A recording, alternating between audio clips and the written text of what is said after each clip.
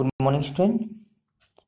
मैं गोपी श्रीवास्तव और आज हम लोग डिस्कस करने वाले हैं government budget and the economy. इस चैप्टर में हम लोग बहुत सारी बातों को डिस्कस करेंगे। इस यूनिट में ही हम लोग को 2 या 3 चैप्टर देखने को मिलेगा जिसे हम लोग डिस्कस करेंगे। पहला जो हमारा जो टॉपिक है इस चैप्टर के अनुसार वो है ओपन इकोनॉमी। देखिए, ओपन इकोनॉमी क्या होता है वो मैं डिस्कस करता हूँ। भारत एक कंट्री है, हम सभी जानते हैं, लोग यहाँ रहते हैं। और भारत में जो भी लेन देन होता है गुड एंड सर्विस का, सिर्फ भारत के अंदर, उसको हम लोग क्लोज इकोनॉमी बोलते हैं। क्लोज इकोनॉमी मतलब ये हुआ कि जब हम सिर्फ अपने ही कंट्री में व्यापार करते हैं गुड्स और सर्विस का, तो वो क्लोज इकोनॉमी कहलाता है। क्लोज इकोनॉमी मतलब हमारा जो देश है वो क्लोज है। हम लोग बाहर के देशों से लेन देन जब नहीं करते हैं तो हमारा देश के अंदर की जो बाउंड्री के अंतर्गत जो भी लेन देन होता है उसे हम लोग क्लोज इकोनॉमी कहते हैं। वहीं अगर एक देश दूसरे देश से व्यापार करने लगे, जैसे इंडिया चाइना से व्यापार करने लगे, यूएसए से व्यापार करने लगे, जापान से व्यापार करने लगे, तो ये ओपन इकोनॉमी होता है, क्योंकि यहाँ पे एक्सपोर्ट इंपोर्ट आप किसी बाहरी क्षेत्र के साथ कर रहे हो। ये आपका इंडिया है तो आप बाकी देशों के साथ अगर एक्सपोर्ट इंपोर्ट करते हैं तो आपका इकोनॉमी ओपन हो जाता है, मतलब खुल जाता है। तो जब भी आप चौथा सेक्टर पे जाते हैं, चौथा सेक्टर का मतलब होता है कि क्लोज इकोनॉमी में 3 सेक्टर होता है, जिसमें पहला हाउस होल्ड होता है, फिर फार्म सेक्टर होता है, हाउस होल्ड सेक्टर जो गुड्स को यूज करता है, फार्म सेक्टर जो गुड्स को बनाता है, और गवर्नमेंट सेक्टर जो टैक्स प्रोवाइड करता है या सब्सिडी प्रोवाइड करता है, टैक्स लेता है और सब्सिडी प्रोवाइड करता है। ठीक है, तो यहाँ पे गवर्नमेंट टैक्स प्रोवाइड तो नहीं करता, टैक्स लेता है सॉरी, और सब्सिडी देता है। तो यहाँ पे जब हम 3 सेक्टर के बारे में बात करेंगे, household sector, farm sector और गवर्नमेंट सेक्टर का, तो वो क्लोज इकोनॉमी कहलाएगा। और वहीं अगर आप फॉरेन एक्सपोर्ट इंपोर्ट करते हैं या लेन देन करते हैं बाकी देशों के साथ, तो वही आपका ओपन इकोनॉमी कहलाता है। तो देखते हैं इसके बारे में क्या लिखा गया है। It is one in which the trading is done with the other nation in the goods and services and the most often in the financial asset। यहाँ साफ कह दिया गया, व्यापार करते हैं दूसरे नेशन के साथ, मतलब दूसरे देशों के साथ गुड एंड सर्विस का, और हमेशा अधिकतर ज़्यादा फाइनेंशियल एसेट्स का लेन देन करते हैं, जैसे कि एसेट्स खरीदना, एसेट्स बेचना, इस तरह की बातों को आप दिखाते हैं ओपन इकोनॉमी में। ओपन इकोनॉमी मतलब आप एक्सपोर्ट इंपोर्ट कर रहे हैं बाकी देशों के साथ। चलिए, अब हम लोग के पास है एक, ये कहा जाए तो ये खुद में एक चैप्टर है जिसको हम लोग बैलेंस ऑफ पेमेंट कहते हैं। ये मैक्रो इकोनॉमी का ही है, यहाँ से भी बहुत सारा क्वेश्चन आता है। जो बैलेंस ऑफ पेमेंट है, पहले हम लोग उसके बारे में समझेंगे कि आखिर ये बैलेंस ऑफ पेमेंट क्या है। ठीक है, तो देखिए यहाँ लिखा हुआ है, it is a systematic record of all economic transaction between the resident of a country and the rest of the world during a year. देखिए, जब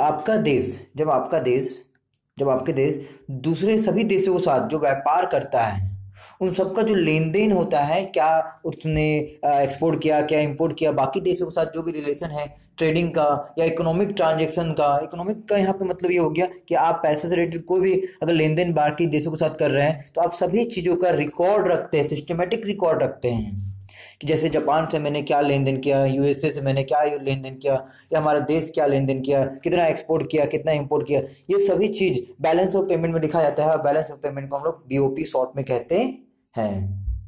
ठीक है, तो आप याद रखिएगा, बैलेंस ऑफ पेमेंट का मतलब होता है जब हमारा देश दूसरे देशों के साथ इकोनॉमिक ट्रांजैक्शन करे या किसी भी देशों के साथ करे, इस दूसरे देशों को जो हम लोग यहाँ पे कहते हैं उसे हम लोग रेस्ट ऑफ द वर्ल्ड कहते हैं। ठीक है, तो यहाँ पे भी याद रखें। और इस बैलेंस ऑफ पेमेंट में जो भी स्टेटमेंट लिखा जाता है, क्या हमने लिया क्या हमने दिया, वो उसमें 2 तरह के अकाउंट को हम लोग मेंटेन करते हैं बैलेंस ऑफ पेमेंट में। पहला अकाउंट होता है करंट अकाउंट, दूसरा होता है कैपिटल अकाउंट। करंट अकाउंट में भी हम लोग 3 बातों पे ध्यान देते हैं, जिसमें है विजुअल आइटम, इनविजुअल आइटम और ट्रांसफर पेमेंट। चलिए इन सबके बारे में समझते हैं हम लोग। पहले समझते हैं कि करंट अकाउंट हमारा है क्या।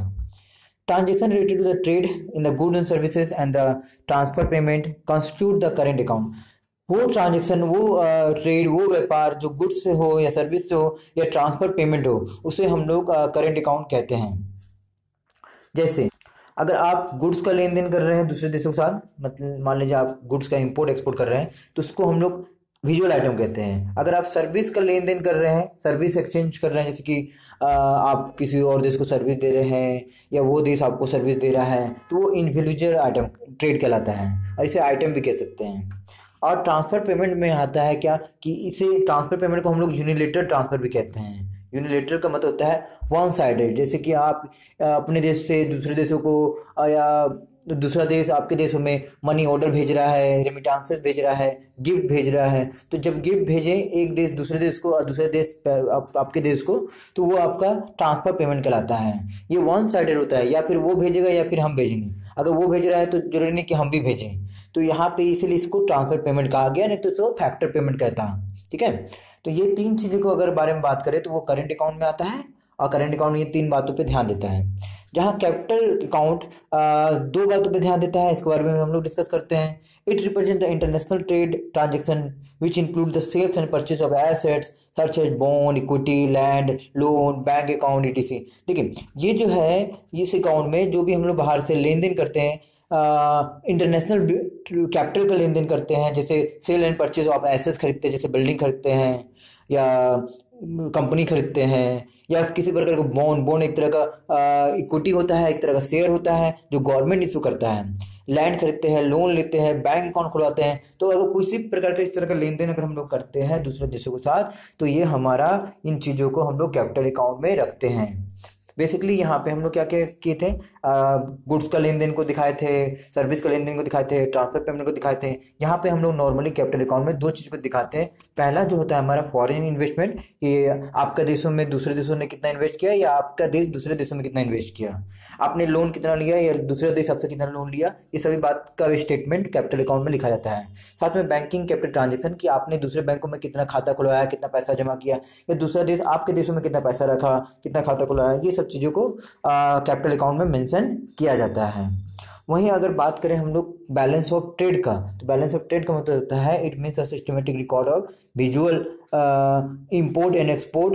मतलब अगर आप सिर्फ गुड्स का सिर्फ एक्सपोर्ट करते हैं या फिर इंपोर्ट करते हैं, तो वो बीओटी कहलाता है। मतलब BOT is the difference between visual export and the visual import. Visual का मतलब होता है गुड्स का एक्सपोर्ट करना या गुड्स का इंपोर्ट करना, तो ये बीओटी कहलाएगा। मतलब ये बीओटी जो है ये एक्चुअली में ये करंट अकाउंट का पार्ट हो गया, क्योंकि ये देख सकते हैं आप लोग, करंट अकाउंट में पहला टॉपिक क्या है, विजुअल आइटम, जो गुड्स एंड सर्विस का रिलेशन बताता है, एक्सपोर्ट इंपोर्ट बताता है। ठीक है, वहीं हम लोग बात करेंगे ऑटोनोमस ट्रांजैक्शन का, जिसको हम लोग नेक्स्ट वीडियो में डिस्कस करेंगे। तो हमारा ये जो वीडियो है ये कंप्लीट हो गया, और इस वीडियो से हमारे पास बहुत सारे क्वेश्चन हैं, जैसे कि what do you mean by the balance of payment, उसके बाद है different between the current account and the capital account, and also right. एक और क्वेश्चन अगर बन सकता है तो ऐसा बनेगा कि what are the component of balance of payment. तो बैलेंस ऑफ पेमेंट का दो ही कंपोनेंट है, करेंट अकाउंट और कैपिटल अकाउंट। तो याद रखिएगा, एग्जाम में आपको वैल्यू बेस्ड क्वेश्चन भी प्रोवाइड किया जाएगा। मैंने बेसिकली आपको रिवीजन के तौर पे इसके बारे में बताया है कि करेंट अकाउंट और कैपिटल अकाउंट क्या है, पर आपको तैयारी बहुत ही अच्छे से करना है, क्योंकि कुछ क्वेश्चन जो वैल्यू बेस्ड क्वेश्चन एग्जाम में आता है, बोर्ड में आता है, तो उसको हम लोग को देख के ही समझना पड़ता है कि ये वैल्यू बेस्ड कहाँ से पूछा जा रहा है। जब तक आपको नॉलेज नहीं रहेगा टॉपिक का, तब तक आप अच्छे से भी बता नहीं सकते हैं। ठीक है, अब फॉरेन कैपिटल के बारे में हम लोग पढ़ लिए हैं, करेंट अकाउंट के बारे में पढ़ लिए हैं, बैलेंस ऑफ ट्रेड के बारे में पढ़ लिए हैं। अगली क्लास हम लोग ऑटोनोमस ट्रांजैक्शन के बारे में डिस्कस करेंगे। So thank you, this video is completed. The next video we discuss about autonomous transaction. ठीक है, थैंक यू।